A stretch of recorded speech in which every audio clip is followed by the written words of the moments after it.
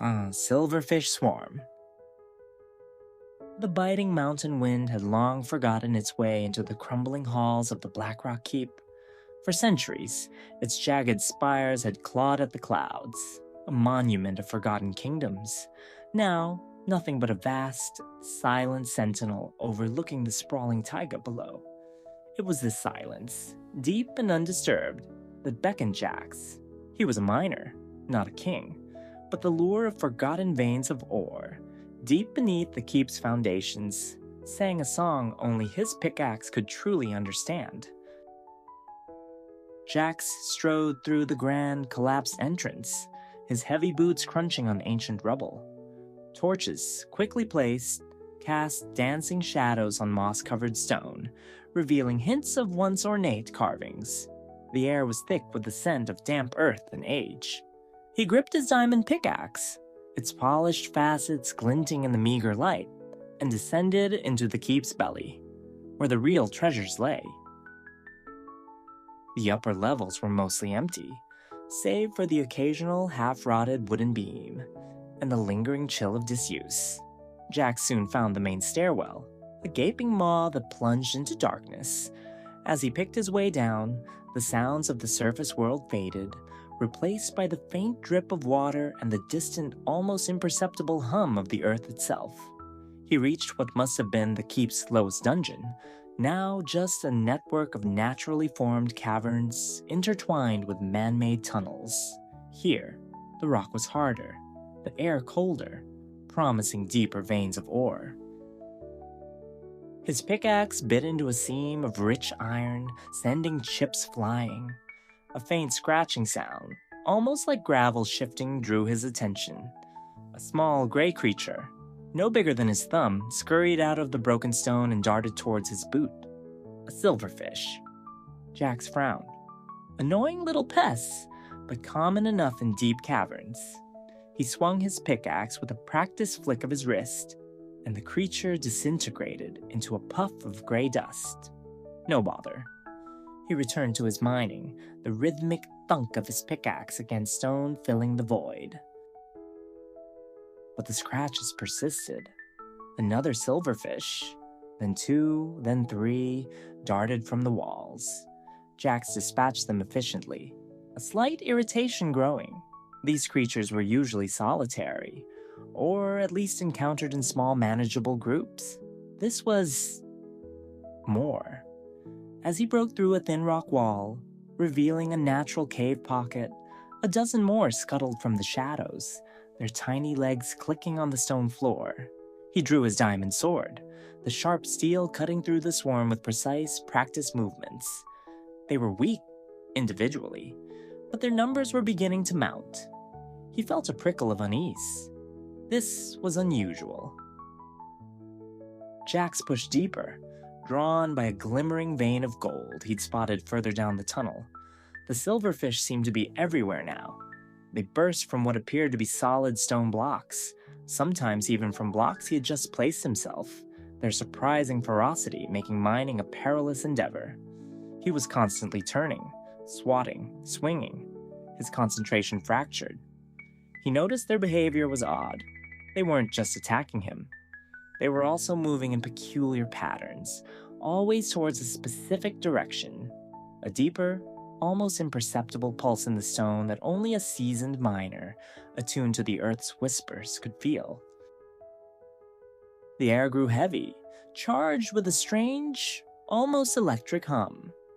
Torches seemed to flicker more erratically. He found himself in a vast cavern, its ceiling lost in the gloom. Here, the silverfish were not just a nuisance. They were a living, pulsating carpet that shifted and flowed across the floor. They seemed to originate from the far side of the cavern, where the natural rock gave way to unnaturally smooth, dark obsidian and what looked like chiseled deep slate, blocks that spoke of ancient, forgotten construction, not natural formation. He forged onward, driven by an insatiable curiosity and the miner's stubborn refusal to be deterred. The silverfish swarmed him, a living tide that threatened to overwhelm. He crafted a hasty shield, deflecting their relentless attacks. his sword a blur of silver. He could feel their tiny mandibles nipping at his armor, the unnerving sensation of their collective weight trying to push him down. They seemed more agitated here, their movements faster, their attacks more coordinated.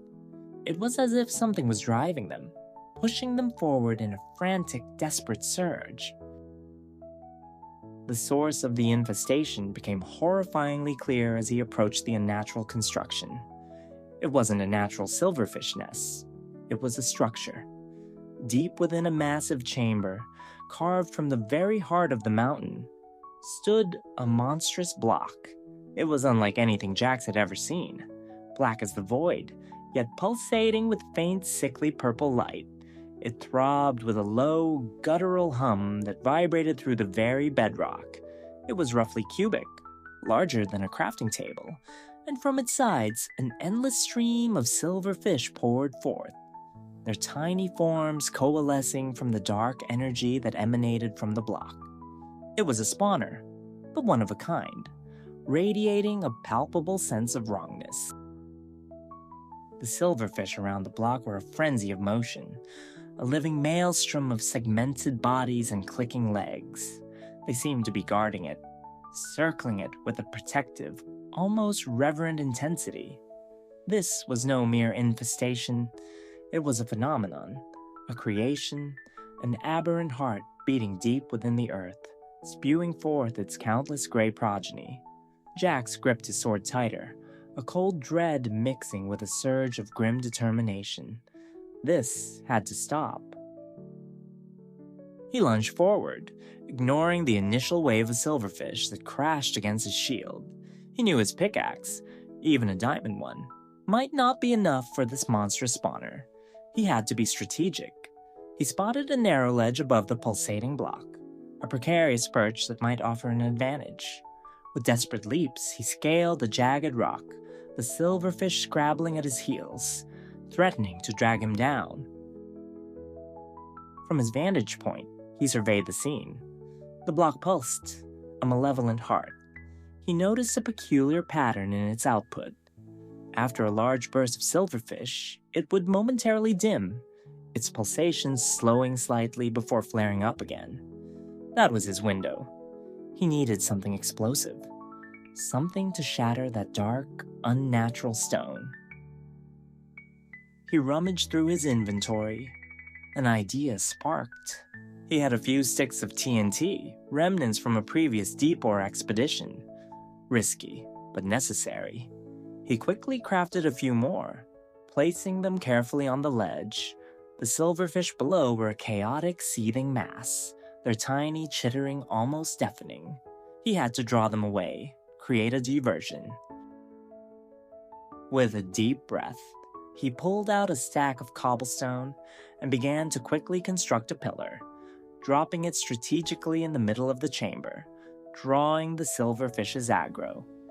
As they swarmed the new structure, momentarily distracted, Jax lit the fuse of the first TNT block.